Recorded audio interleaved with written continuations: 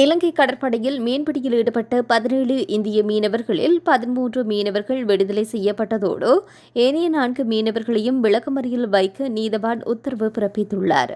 இலங்கை கடற்பரப்பில் அத்துமீறி நுழைந்து சட்டவிரோத முறையில் மீன்பிடி நடவடிக்கையில் ஈடுபட்ட 17 இந்திய மீனவர்கள் கடந்த டிசம்பர் மாதம் 24ஆம் தேதி செவ்வாய்க்கிழமை அதிகாலை தலைமன்னார் கடற்படையினரால் கைது செய்யப்பட்டனர்.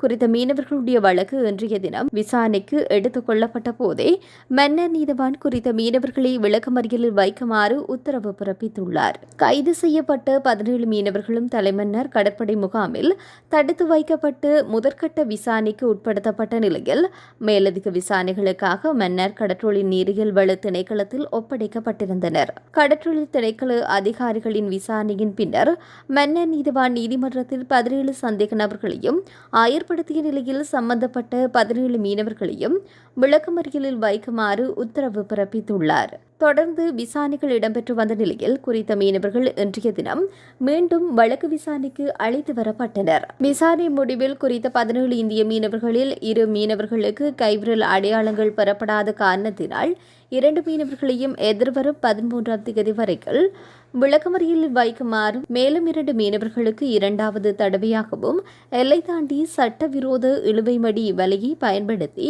மீன்பிடித்த குற்றத்திற்காக 2 வருட கடூழிய சிறை தண்டனையும் விதிக்கப்பட்டது. ஏனைய 13 பேரும் தலா 50,000 ரூபாய் தண்டப்படத்துடன் 2 வருடங்களுக்கு ஒத்திவைக்கப்பட்ட 10 வருட சிறை தண்டனையும் விதிக்கப்பட்டு 13 பேரையும் மன்னார் நீதிமன்றம் விடுதலை செய்திருந்தது.